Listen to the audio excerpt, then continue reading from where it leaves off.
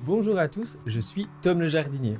On se retrouve chaque semaine avec les jardiniers Point Vert pour vous présenter une plante. Cette semaine, j'ai sélectionné pour vous le laurier rose.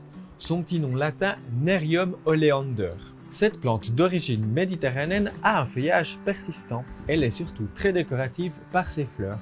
On en trouve des roses, des blanches, des pourpres, des jaunes et même certaines à fleurs doubles. Cette plante peut mesurer jusqu'à 2 mètres de haut et elle a l'avantage de fleurir pendant toute la belle saison, de juin à octobre. Je vous conseille de choisir un pot un peu plus grand que celui d'origine, de 5 cm environ de plus de diamètre. La planter en pot vous permettra de la rentrer pendant la mauvaise saison. Bien qu'elle résiste jusqu'à -5, -10 degrés, elle ne résiste pas souvent à nos hivers bien humides. Pour la rentrée, vous pouvez l'installer dans un endroit assez lumineux mais assez frais. Un garage par exemple, une véranda, mais surtout pas nos intérieurs qui sont trop secs et surtout très chauffés. Pour la plantation, je vous conseille un terreau bien drainant. Vous trouverez dans vos jardineries du terreau spécial agrumes par exemple. Il est parfaitement adapté pour ces plantes.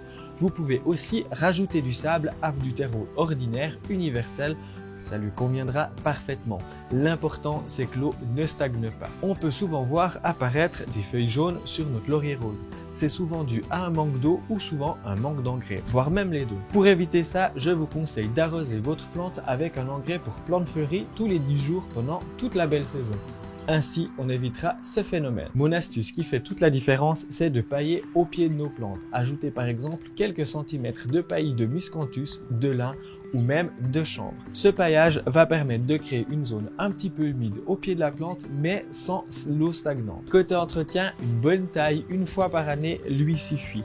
Par contre, j'enlève chaque fois qu'il y a des fleurs fanées la grappe entière pour éviter qu'il fasse des fruits. Cette plante est malheureusement toxique. Il suffit de manger une seule feuille et on pourrait mourir.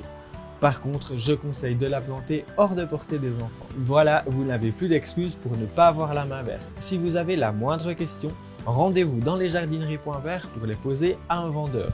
Ce sont tous des professionnels. N'oubliez pas non plus de vous rendre sur le site internet pointvert.ch. Ils ont plus de 2000 références en ligne. C'est donc facile de jardiner sans sortir de chez soi. On se retrouve la semaine prochaine pour une nouvelle plante que j'ai sélectionnée pour vous. D'ici là, bon jardinage. Au revoir!